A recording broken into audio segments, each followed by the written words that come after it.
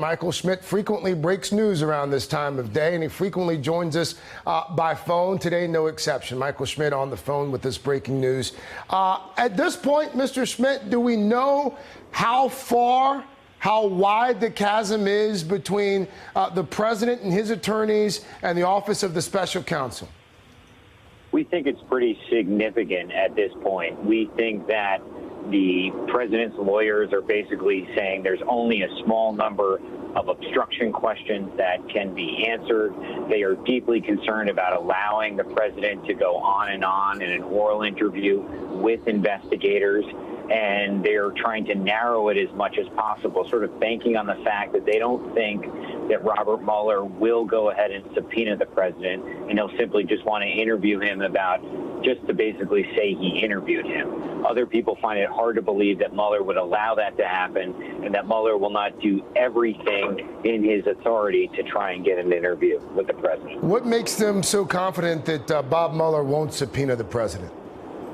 I think there's some calculation in Trump world that Mueller will not want to lose a court battle over a subpoena, that he won't want to risk that if he goes to court to fight the president on compelling him to testify and he loses, it'll undercut the investigation's credibility publicly.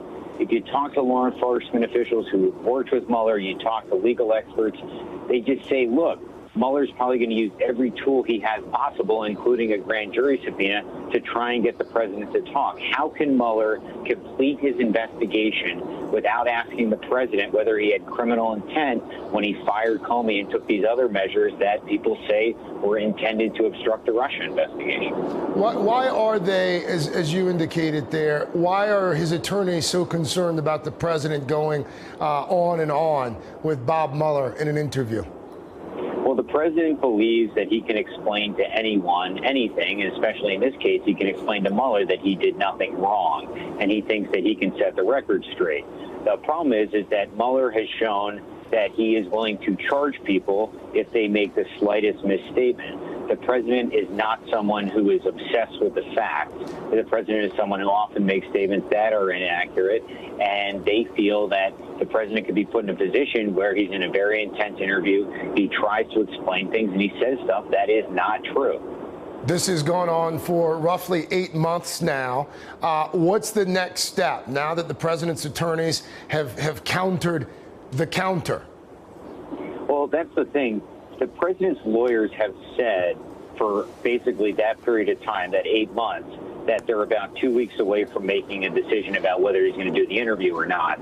And here we are still going along with this sort of back and forth with Mueller. They still have not officially said to Mueller, we're not going to do the interview.